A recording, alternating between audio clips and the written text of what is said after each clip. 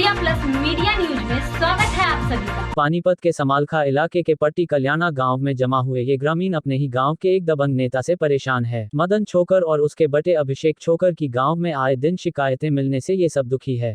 ताज़ा मामला और सामने आ गया जब मदन छोकर, अभिषेक छोकर और उनके 3 सहयोगियों ने अपने ही पार्टनर कंपनी के मैनेजर राजा चौबे को बंद कमरे में पीटा, रिवाल्वर दिखाया और जान से मारने की धमकी दी। मामले की एफआईआर दिखाते ये मैनेजर राजा चौबे और उनके 2 वकील हैं जो आरोपी को जल्द से जल्द गिरफ्तार करने की मांग कर रहे हैं। शिकायतकर्ता राजा चौबे ने मीडिया को आपबीती सुनाई। उनके वकील राजेश कुमार ने कानूनी पहलुओं और कंपनी में हुए करार और उन्हें तोड़े जाने के बारे में बताया। सर, मैं राजा चौबे कैरोरामा कॉस्मेटिक्स प्राइवेट लिमिटेड में मैनेजर के पोस्ट पे कार्यरत था, एडमिनिस्ट्रेशन मैनेजर के पोस्ट पे।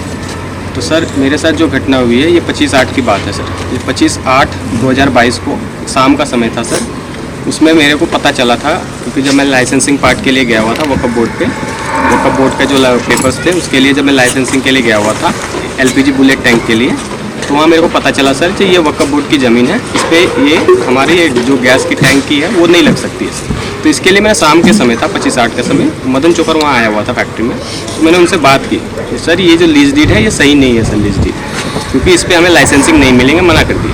तो सर उस टाइम तो वो बहुत ज़्यादा आग बबूला हो गए और मेरे को बोलने लगे अभी नहीं, मैं बाद में बात करूँगा तो तुमसे। फिर थोड़ी देर के इंटरवल के समय लगभग 6 बजे का करीब था सर। उसमें से एक आदेश, नेत्रपाल, सुनील और मदन चोकर, मैं वहाँ सामने में बैठा हुआ ऑफिस के कैबिन के बाहर पे काम कर रहा था। तभी वो आके बोले चलो चलो तुमको बुला रहा है। जबरदस्ती मेरा हाथ पकड़ लिया उन्होंने और बोला चलो अंदर बुला रहे हैं, तुमको अंदर बुला रहे हैं। और खींच के तीनों थे और मदन चोकर थोड़ा पीछे में साइड में खड़ा हुआ था, मेरे को अंदर ले गया रूम के अंदर। और सर रूम के अंदर ले जाके पहले रूम को बंद कर दिया और बंद करने के बाद फिर मैंने बोला सर क्या हो गया, क्या क्यों मेरे को ऐसे पकड़ के आप अंदर ले आए हो, तो क्या बोल रहा था पेपर के रिगार्डिंग सर। तब सर मैंने उनको बताया सर ये जो आपने लीज डीड बना के दिया है हमें बोर्ड वाले में, सर ये लीज डीड हमें वैलिड नहीं है क्योंकि सर इसमें हमें LPG के लाइसेंस नहीं मिल रहा है। तो तू ज़्यादा साना बनता है, तू हर बात पे साना बनता है। ऐसे करते करते सर वो आधे से एक बंदा था सामने में, उनके साथ चारों ने मेरे को घेर लिया और आधे सर स्टार्ट हो गया मारने। मेरे कम से कम लेफ्ट सर जो लेफ्ट कान के पास उन्होंने 5-6 जापर स्टार्ट कर दिए पूरे मारने। और सर ये हाथ के जो कोनी होते हैं ना सर, इससे भी पीठ को बहुत ज़्यादा उन्होंने मारा और लात घुसे से सर बहुत मारने लगा। तो सर जब मेरे से ज़्यादा कदम बर्दाश्त नहीं होने लगा, मैं बहुत ज़ोर से आवाज़ करने लगा सर, तो सर मेरे को क्यों मार रहे हो, मैंने क्या किया है। तब सर हमारे ऑफिस का एक बंदा था, प्रिंस करके था सर, वो मौके पे मौजूद था वहाँ पर फैक्ट्री पे। उसने आवाज़ सुन के हड़बड़ा के वो दरवाज़ा टकटकाने लगा। एक बैग दरवाज़ा जैसे ही उन्होंने प्रेस किया तो दरवाज़ा खुल गया सर। तो उस समय सर वो आदेश जो बंदा था, वो लोग चारों घेरे हुए थे मेरे को, वो मारते मारते सर मेरे को बाहर ले आए। तब तक वो प्रिंस जो हमारा बंदा था ऑफिस वाला, बोले सर क्यों मार रहे हो उनको, क्यों मार रहे हो। वो छुड़ाने के लिए कोशिश किया सर। जैसे सर मेरे को थोड़ा मौका मिला सर, मैं वहाँ से भाग गया सर, साइड से भागते हुए गेट के बाहर आने लगा। तो उसके दौरान ये प्रिंस भी सर मेरा साथ पीछे आया और साथ में मदन चोकर भी था, वो पीछे भागता आया। रिगार्डिंग अगर तुमने पुलिस की कंप्लेंट करनी है तो तेरे को जान से मार दूंगा और आज के बाद तू फैक्ट्री में मेरे को मत दिखना। सर मैं तो बहुत ज़्यादा उस टाइम सर मेरे को कुछ समझ नहीं आया। मैं हड़बड़ा के, मेरा बंदा जो था मेरा साथ प्रिंस सर, उसने मेरे को ले गया सर यहाँ CSC समालखा। वहाँ पर सर मेरा MLR हुआ सर। MLR होने के बाद तो सर मैं तो 2 दिन तक सर बहुत ज़्यादा एकदम डरा समा हुआ रहने लगा क्योंकि सर ये मेरे साथ पहली बार हुआ है सर। आज तक हम लोग से बाहर से आया हुआ मैं बंदा हूँ सर, काम करने के लिए आया हुआ था।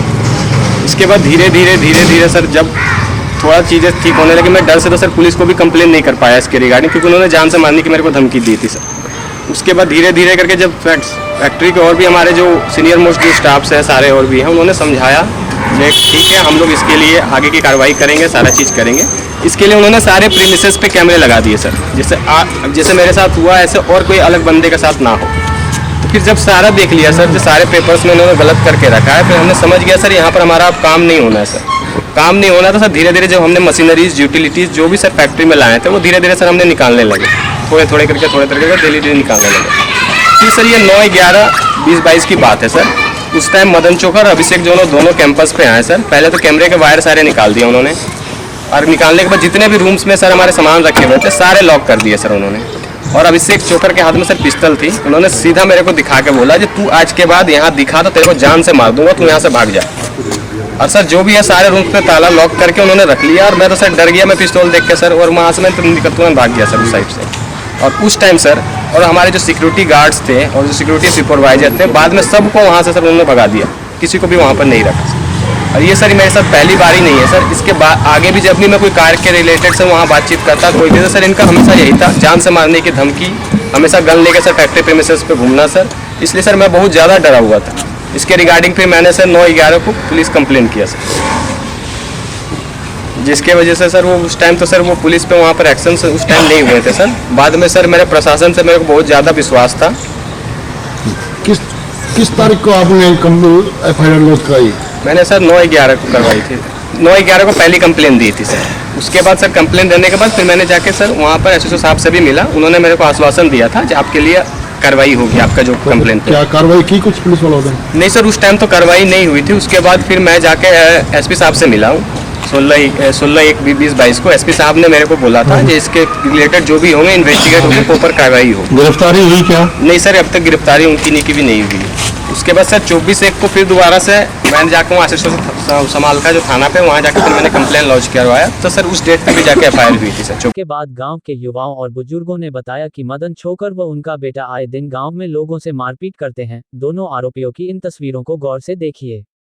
नेतागिरी की आड़ में दबंगई दिखाने वाले इस पिता पुत्र की शिकायतें गांव में कई लोगों ने पुलिस को भी दी गई है, लेकिन कई शिकायतों पर पुलिस ने कोई कार्यवाही नहीं की है। Advocate Ramesh पंगाल, कैरारोमा cosmetic product limited company है, इनका मैं एडवोकेट हूँ। और इसमें अभिषेक छोकर और उनके पिता हैं मदन छोकर, इन्होंने कंपनी जो है कैरारोमा, इनसे अप्रोच किया लैंड पे कोलैबोरेशन करके इसमें इंडस्ट्री इंस्टॉल करें। उन्होंने लेकिन फर्स्ट जो इंस्टांस पे इन्होंने कंपनी ने उसको ही दी, लेकिन उन्होंने ज़्यादा इंड्यूस करने के बाद कंपनी इस चीज़ के लिए तैयार हो गई, देखने के बाद कि भी लैंड हमारे सुटेबल है और हम यहाँ कंपनी इंस्टॉल कर सकते हैं। तो उन्होंने इसके एवज में कहा कि भाई 40% शेयर आप हमें दे दें और कंपनी लगा दें, हम लैंड कंपनी के नाम ट्रांसफ़र कर देंगे। उसी के अकॉर्डिंग सर इन्होंने कंपनी इनकॉर्पोरेट कर दी और जो इनके लड़के अभिषेक छोकर हैं, इनके नाम 40% शेयर कंपनी के कर दिए और वो डायरेक्टर भी हैं इस कंपनी में। अब उसके बाद सर कंपनी ने वहाँ अपनी मशीनरी और ये चीज़ें इंस्टॉल करनी और स्टार्ट कर दी, शिफ्ट करनी, और कंस्ट्रक्शन वर्क और काफ़ी सारे जो भी रिक्वायरमेंट थी वो करनी शुरू कर दी। अब कंपनी इनकॉर्पोरेट होने के बाद बात आई लैंड ट्रांसफ़र करने की कि भाई कंपनी के नाम लैंड ट्रांसफ़र होगा तो उसके बाद ही सारी चीज़ें होंगी। लेकिन अब उन्होंने लैंड ट्रांसफ़र करने से मना कर दिया कि अब नहीं कर सकते जी हम, क्योंकि ये हो ही नहीं सकता लैंड ट्रांसफ़र। क्या कारण रहा ना करने, ट्रांसफर ना करने का? अब उन्होंने पहले तो एश्योरेंस दी थी कि लैंड पूरा प्रॉपर हमारा ही है, और कुछ डॉक्यूमेंट्स भी दिखाए थे कि जी इसमें देखो आप जमाबंदी जो भी रेवेन्यू रिकॉर्ड थे उसके बारे में पूरे एश्योरेंस दी थी कि भाई हमारा ही प्रॉपर्टी है, सारी चीज़ें हैं। लेकिन जब उन्होंने शेयर लेने के बाद 40% शेयर लेने के बाद तब एकदम से उन्होंने मना किया कि जी हम नहीं करवा सकते, क्योंकि कुछ शेयर इसमें वक्फ बोर्ड का है और कुछ के ऊपर हमने क्या नाम है इस पर लोन ले रखा कुछ पोर्शन के ऊपर, जो कि हम उसे मोर्टगेज कर रखी है हमने प्रॉपर्टी। जो तथ्य सामने आए हैं उसमें खादी ग्रामोद्योग का भी रोल नजर आ रहा है, क्या रोल है उसका? खादी वाला से लोन ले रखे हैं, खादी ग्रामोद्योग से के नाम कुछ पोर्शन प्रॉपर्टी का उसमें लैंड मोर्टगेज कर रखा है इसमें। ये जो आपने मशीनरी लगाई है कितने के लाखों की थी? इसमें एग्जैक्टली तो मैं इसमें नहीं बता सकता कि भाई कितने लाख की थी, लेकिन मशीनरी लगाने में और उसमें ऑफिस वगैरह कुछ तैयार करने में अभी तक कंपनी का 6,70 लाख के करीब इसमें लॉस हो चुका है। सर, जब पार्टनरशिप में काम करने की बात आई और आपने मशीनें जब कंपनी ने मशीनें जब वहाँ लगाई, मशीनें लगाने में कितना टाइम लगा होगा? मशीनें लगाने में एक्चुअली क्या है कि 2021 के मिड में ये हमारे से बातचीत, कंपनी से बातचीत शुरू की थी इन्होंने कि भाई आप कोलैबोरेशन कर लें, ऐसे कंपनी लगा लें। उसके बाद मार्च में, उसके बाद इन्होंने धीरे धीरे चल के अक्टूबर में 25 अक्टूबर इनकॉर्पोरेशन हाँ 25 अक्टूबर को ये कंपनी इनकॉर्पोरेट हुई। सर मतलब कि कई महीने लग गए ये सारा प्रोसेस होने में, वहाँ मशीन जो है वो सेटअप होने में, तो क्या उस दौरान जो कंपनी के मालिक थे उन्होंने प्रॉपर्टी के पेपर चेक करने जरूरी नहीं समझे? एक्चुअली उन्होंने पूरी एश्योरेंस दे रखी थी और अपने सोर्सेज से जो भी डॉक्यूमेंट्स उन्होंने दिखाए थे वो उन्होंने चेक किए थे, तो उसमें ये था कि कुछ पोर्शन इनका था, तो कह रहे हमारे पास ही है ये, तो उन्होंने सेटिस्फाई किया था कि आप इसकी चिंता मत करो, हमारा ही लैंड है। देखो बाउंड्री भी थी, तो ये आउटसाइडर थे, तो इन्होंने बाउंड्री पूरी कवर्ड है वो लैंड जो भी है, और कुछ कंस्ट्रक्शन भी हो रखा है, उसमें बिल्डिंग भी बनी हुई है, तो उससे कुछ ऐसा वो है नहीं कि कंपनी मालिक को कब पता चला कि उनके साथ फ्रॉड हो रहा है? उनको इस बात का तब पता चला कि जब कंपनी को इन्होंने मना कर दिया कि लैंड आपके नाम ट्रांसफ़र नहीं कर सकते, तो उसके बाद इतना उन्होंने इन्वेस्टमेंट के लिए हो चुका था और वो कंपनी फंस चुकी थी, तो उन्होंने रिक्वेस्ट की कि जी अब हम कहाँ जाएं, क्योंकि हमारी मशीनरी भी लग गया, जो भी चीज़ें हैं, तो उन्होंने कहा कि हम लैंड दे नहीं सकते लेकिन लीज बुक करवा देंगे आपके नाम। जमीन का जो पूरा घोटाला हुआ, क्या आप डीटीपी से भी मिलेंगे या शिकायत करेंगे, या किस तरह की कार्रवाई हो सकती है? अब सर इसमें पहले तो क्या है कि जब भी हमारी कंपनी को जैसे लाइसेंसिंग पार्ट पे गए, वो उसके लिए लाइसेंस वगैरह की लेने के लिए लीज डीड होने के बाद, तो इनको पता चला कि भाई ये जो प्रॉपर्टी है कुछ पार्ट इसका वक्फ बोर्ड का है और इलीगली आपके नाम इन्होंने सब लीज कर दी है, और कुछ पोर्शन खादी ग्राम उद्योग का है कि जो लैंड है वो उनको मोर्टगेज कर रखी है, जो कि वो कर नहीं सकते थे। तो सर जब ये घोटाला सामने आया, तो जैसा कि आप लीगल एडवाइजर हैं कंपनी के, तो आपके हिसाब से कितने दिन में जो अपराधी थे उन पर कार्रवाई हो जानी चाहिए थी पुलिस की तरफ से? अभी देखो, जब भी इनको पहले तो ये डरे हुए थे, क्योंकि इस जो रीजन में है ये नए हैं, दिल्ली बेस्ड इनकी गुड़गांव बेस्ड पहले कंपनी थी, तो इन्होंने फर्स्ट 9 नवंबर 2022 को इन्होंने कंप्लेंट दी थी, लेकिन उसके ऊपर पुलिस ने कोई कार्रवाई नहीं की, क्योंकि इनका इन्फ्लुएंस है लोकल पुलिस पे भी, जो भी चीज़ें हैं। उसके बाद इन्होंने टाइम एंड अगेन पुलिस से मिले और हम लोग भी उनसे मिले, लेकिन कोई खास उन्होंने काम नहीं किया। मतलब पुलिस की तरफ से सिर्फ आप लोगों को आश्वासन दिए जा रहे थे? आश्वासन दिए जा रहे थे, लेकिन अब बाद में एसपी साहब से मिले, काफ़ी उनसे रिक्वेस्ट की कि भी इसमें ऑफेंस, कॉग्निजेबल ऑफेंस हुआ है, सीरियस मैटर है। उन्होंने रूम के अंदर बंद करके और उनकी जो प्रॉपर्टी है उसको भी इलीगली उन्होंने अपने उसमें ले रखा है। Sir as a legal adviser तो मैं बता सकते हैं धाराएं कौन कौन सी लगाई गई हैं इसमें? मैडम धाराएं जो हैं 323 आईपीसी में, 452 आईपीसी, 406, 506 और 34 सर इन धाराओं के बेस पर अगर देखा जाए तो कितने दिन में उन पे कार्रवाई हो जानी चाहिए थी, गिरफ्तारी हो जानी चाहिए थी, और उन पे क्या कार्रवाई होनी चाहिए थी? इसमें देखिए जो ऑफेंस हैं वो काफ़ी सीरियस हैं, क्योंकि किसी को भी अंदर ज़बरदस्ती बंद करके उसको मारना और उनकी जो है प्रॉपर्टी भी बंद करना।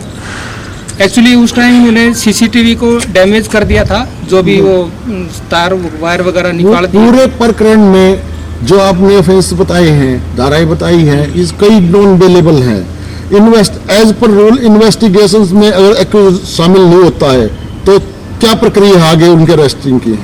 इसमें सर आईपीसी की सेक्शन 406 एंड 452 ये जो भी हैं नॉन अवेलेबल हैं, और इसमें पुलिस इनको अगर इन्वेस्टिगेशन ज्वाइन करने के लिए नोटिस देती है, तो अगर वो इन्वेस्टिगेशन ज्वाइन नहीं करते हैं तो पुलिस कैन अरेस्ट। पूरे प्रकरण में काफी चौंकाने वाले तथ्य सामने आए हैं।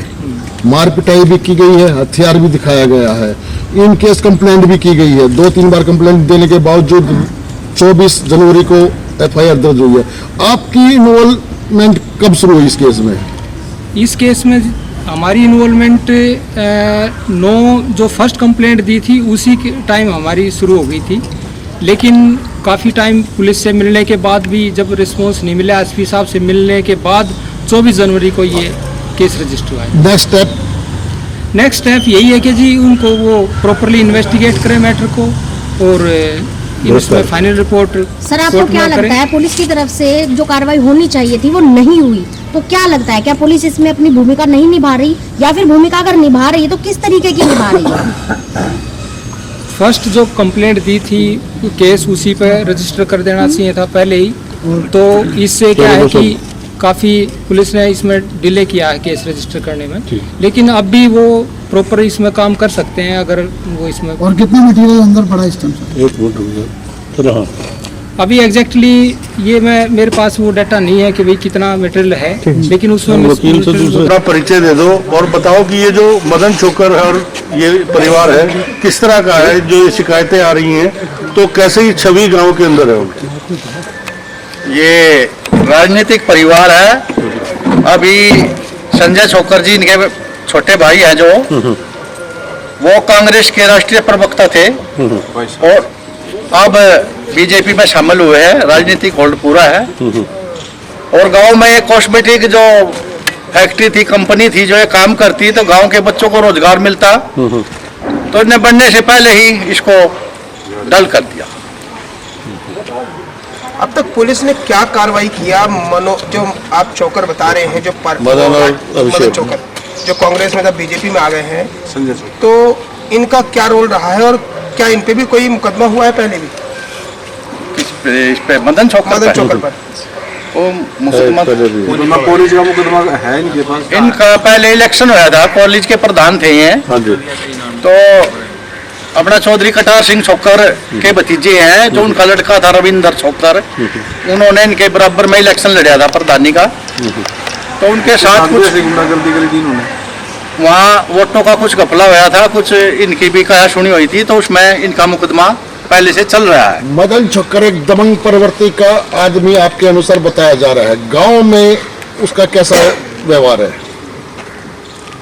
गांव में व्यवहार तो तकरीबन जैसा आप समझ रहे हो वैसा ही है, जैसे अब फ्रॉड कर दिया कंपनी के साथ। इसी तरह ये जो मस्जिद की जमीन है वक्फ बोर्ड की है, यानी 99 साल का पट्टा लेकर है, और ये इनको सबको बेच दिया, प्लाट काट दिया उसमें। कुल मिलाकर कहा जाए तो पहले अपना बनाता है और फिर उसको लूटता है। जी जी, बस यही समझ लो आप। बताएं कि ये जो सामने मामला है, फैक्ट्री के साथ ठगी, एक मजदूर के साथ मारपीट, ये कैसी छवि है गाँव की? नमस्कार जी, मैं राजवीर छोकर, गांव पट्टी कलियाना। मदन छोकर की छवि के बारे में आप जो बात कर रहे हो, ये तो पूरा गांव जानता है जिसके बारे में। ये एक नाई दो गुंडा है, अच्छी प्रवृत्ति का आदमी है, संजय छोकर का भाई है, जो 22 साल से कांग्रेस में था, अभी बीजेपी की छवि खराब करने के लिए बीजेपी में कूद गया। ये इनकी पहले से प्रवृत्ति रही है, कभी कांग्रेस में, कभी लोकदल में, कभी बीजेपी में, इस तरीके की इनकी परंपरा है। राजनीति परिवार तो ये पहले से ही है। गांव में तो इन्होंने ठगी तो स्टार्टिंग से नहीं, दादा बाबा पहले से ही करते आए। पहले इनके बाप सरपंच थे, उन्होंने रेजुलेशन पास करते थे, जमीन पहले हड़प के फिर उसमें प्लॉटिंग करते थे। ऐसा ही इसने किया है। वक्फ बोर्ड की जितनी गांव की जमीन थी सब पे इसने 99 साल का पट्टा करके, ना ही वहाँ कोई किस्त दी, वहाँ फ्रॉड चेक कर सकते हो वहाँ जाके। फिर इसमें पूरे में प्लॉटिंग कर दी, आधी में इसने कब्जा किया हुआ है, जो कॉस्मेटिक कंपनी को लीज पे दी थी। ये कहाँ से फैक्ट्री चलाता? जब पहले इसने खादीग्राम से इसने 2 करोड़ का लोन ले रखा, इस पे इसने वक्फ बोर्ड की जमीन पे इसने कब्जा कर रखा, तो कॉस्मेटिक को क्या मिलना था? पता नहीं कहाँ से फिसाए बेचारे शरीफ लोग। कहीं अच्छी जगह अगर जमीन लेते तो गांव को कम से कम 1000-2000 आदमियों को नौकरी मिलती। पिछले दिनों चुनाव भी लड़े थे, कितने वोट आए थे? कितना चुनाव? तो ऐसा है जी, चुनाव तो इनके बाबा ने भी लड़े, बाप ने भी लड़े, अब आगे तो ये हारते आ रहे हैं। मेमोरी तक इनकी कोई सीट निकलती नहीं। आशा करते हैं सरपंच बनने की, कहाँ से बनेंगे जब छवि कोई आया नहीं। लेकर किसी का देना नहीं इन्होंने। सर कंपनी के अलावा किसी ने कोई कंप्लेंट की हो मदन छोकर के खिलाफ? मदन छोकर के खिलाफ तो बहुत कंप्लेंट है, लेकिन वो है ना जी, कोई सामने आके बोलना नहीं चाहता। गरीब आदमी है, वो बोलेंगे क्या नहीं आके?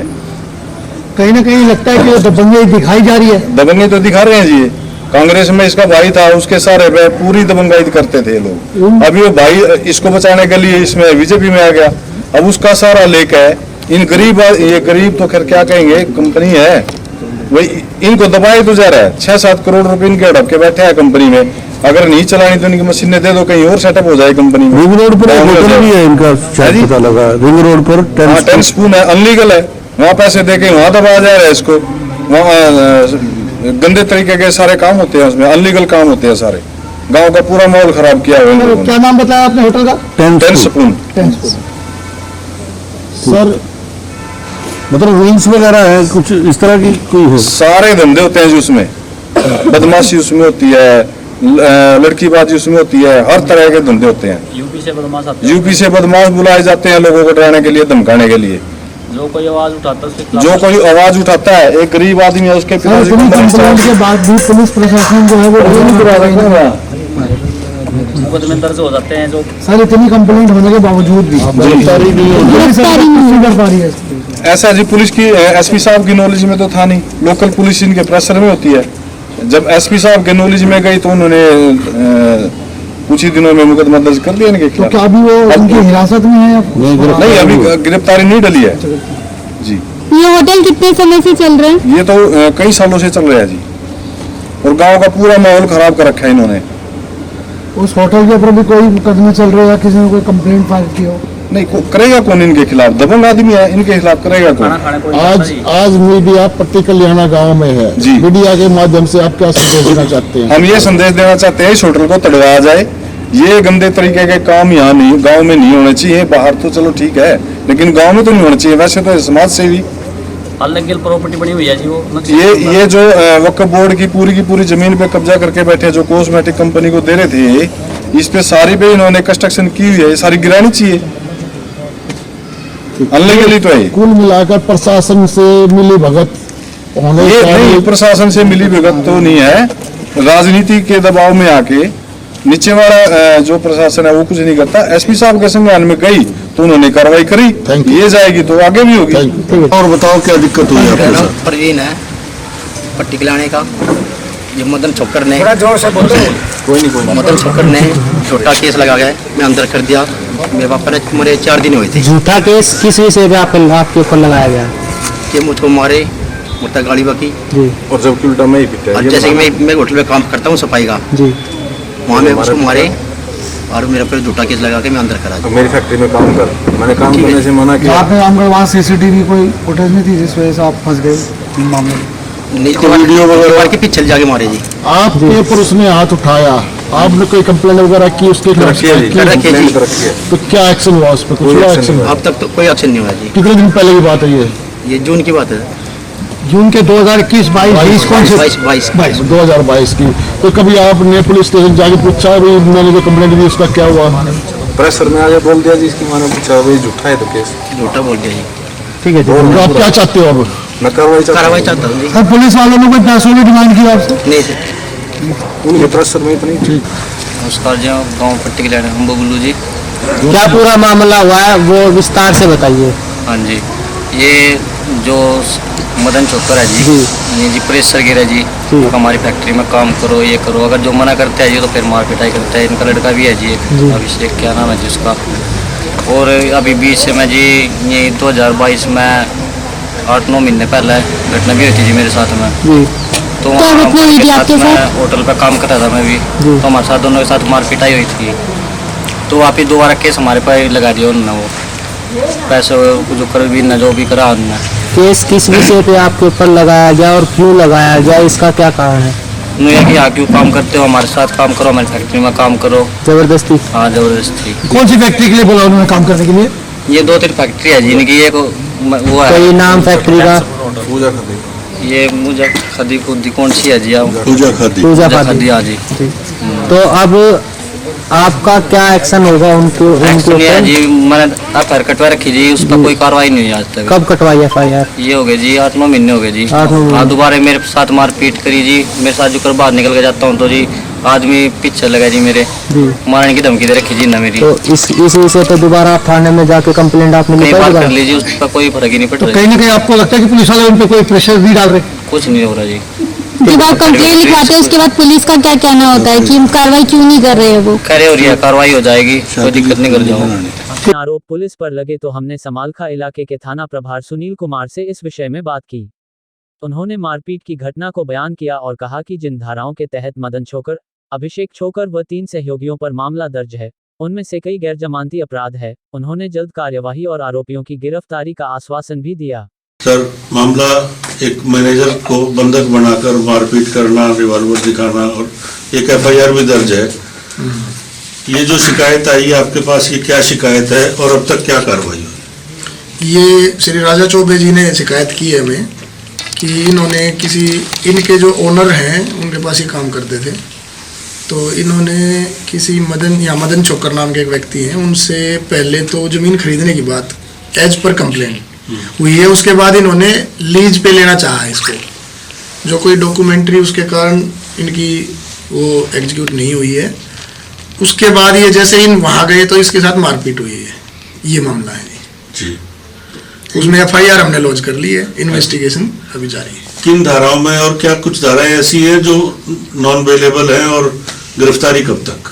जो भी दरखास्त में उन्होंने एलिगेशन लगाए हैं उसके आधार पे उचित धाराएं इसमें लगाई गई हैं और जो भी गिरफ्तारी जल्द से जल्द की जाएगी इसमें। सर, अभिषेक छोकर, मदन छोकर जो एक्यूज बनाए गए हैं, 3 और उनके सहयोगी हैं इसमें केस में, 5 हैं, तो क्या इन्वेस्टिगेशन में वे सहयोग दे रहे हैं कुछ?